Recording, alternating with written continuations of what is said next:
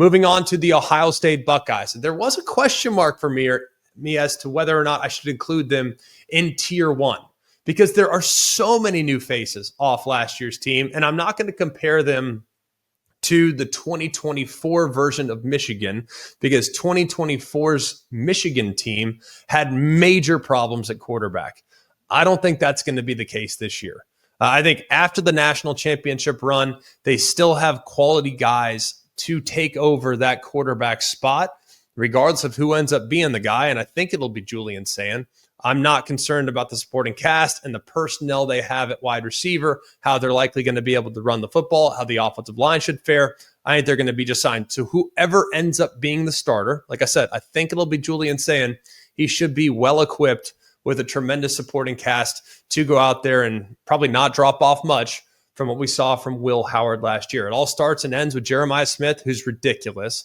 Probably the best player pound for pound in all of college football. Lived up to the name last year, and how he played in the postseason, that can kind of be the norm going forward.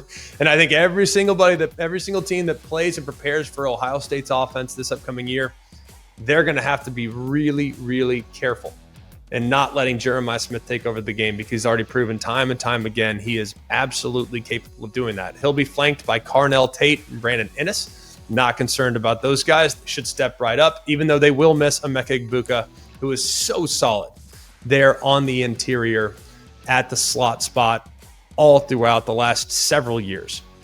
Quarterback, like I said, kind of neck and neck right now between Julian Sand and Lincoln Kienholz. I lean Julian Sand right now. You also have Tavian St. Clair, who's another 5-star quarterback that's in the room. I would not be super concerned about whoever that is they put in the quarterback spot because let's be real. Kyle McCord played there 2 years ago and obviously did an amazing job there last year at Syracuse. Every single year, Ohio State's going to have quality quarterback play.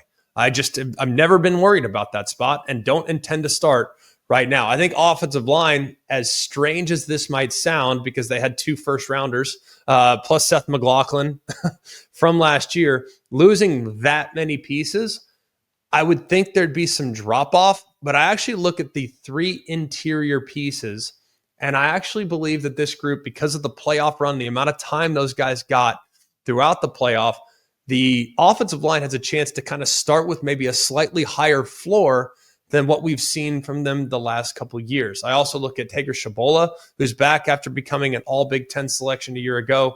And while I'm a little bit concerned about replacing Quinshon Judkins and Travion Henderson, a ridiculous 1-2 punch at running back from last year, they got James Peoples back. He's now going to have a chance to maybe elevate.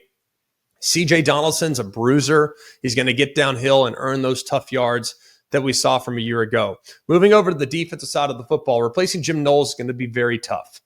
He was really good the last few years, but if you look at the talent, this group might not be quite as star-studded with known commodities like Jack Sawyer, Tui Mola'au, Tyleek Williams, Denzel Burke, Ty Hamilton, Lathan Ransom, Jordan Hancock, maybe not quite as star-studded as a year ago, but I look at when those guys were on the field, I still think the pieces that are back should be just fine. It all starts with Caleb Downs in the back end. If not for Jeremiah Smith at wide receiver on his roster, you could make a case that Caleb Downs is the headliner in all of college football on the defensive side. Davidson Ekpenoson's back as a third-year starter now.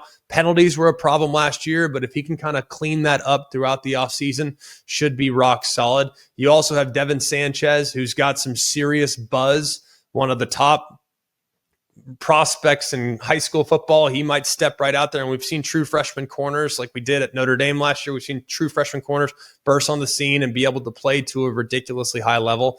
I look at the linebacker, Sonny Styles, is going to be awesome. Still like what they have there from a depth standpoint. And while the defensive line is relatively inexperienced, there's a ton of blue chip players that have been just waiting for their opportunity. I mean, it's not like these guys were kind of diamonds in the rough. These guys were all top billed high school blue chip prospects that are now just waiting for that opportunity to go out and chase a championship themselves. You had a couple of impact transfers like Bo Atkinson from North Carolina, Logan George from Idaho State. And I think even though there might be a little bit of a concern about depth on the interior of the defensive line, it's not something that's going to keep me up at night because I look at their personnel, and while it's inexperienced, it's still outrageously talented. The schedule's kind of a beast. You got Texas in the season opener. That's a marquee game, huge opportunity to go against one of the top teams in college football. They're at Michigan. Penn State comes to them. They go to Washington. Do not sleep on that matchup and that road trip cross country to play against the Huskies. I think they have a chance to be a lot better this year. At Wisconsin, at Illinois, UCLA comes to you. I think the schedule for Ohio State feels slightly tougher than it's been in recent years, partly because of that Texas non-conference game, but also because of some of the trips they have to make, like a trip to Washington a little later down the road.